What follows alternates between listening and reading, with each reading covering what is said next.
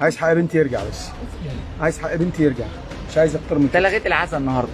لا مفيش عزل. قررت المحكمة إرسال أوراق القضية إلى فضيلة مفتي الجمهورية. من حق ان الناس، ومن حقك انت كمان، ومن حق اي واحد شاف الحادثه يشوف هو بيتعدم. اكيد مبسوطه يا حبيبتي، نامي وارتاحي خلاص.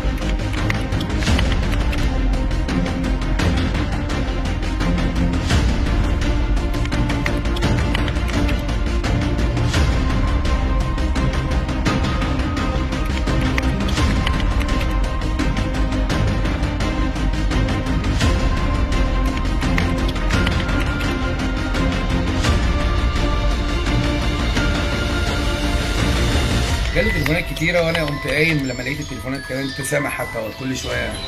فانا قمت فتحت النت عشان اشوف في ايه قبل ما ارد على الناس، لقيت الخبر منشور على النت.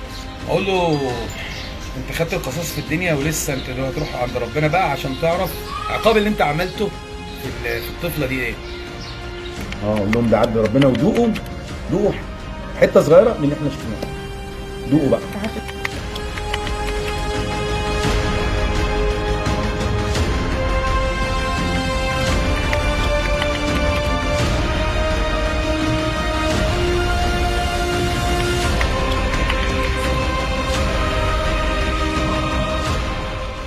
انا عايز اقول لحضرتك ان الاستاذ خالد دافع مصاريف المحكمه، مش عارف حوالي 100,000 او حاجه زي كده، عشان يرفع بال 10 مليون. ده الاستاذ خالد دافع من جيبه الفلوس ديت، دولت لمصر، هديه لمصر، لصندوق تحيا مصر. احنا مش عايزين منهم حاجه، دول هديه لصندوق تحيا مصر. بس في حاله عدم قدره اسره المتهم محمد عادل على سداد، القانون ياخد مجراه بقى، ما نعرفش هل ممكن دول بقى يتسجنوا بيهم او يحصل ايه. طب في حاله عدم القدره على السداد وان الوصول لمرحله السجن لاسره المتهم، هل ستقبلوا بذلك؟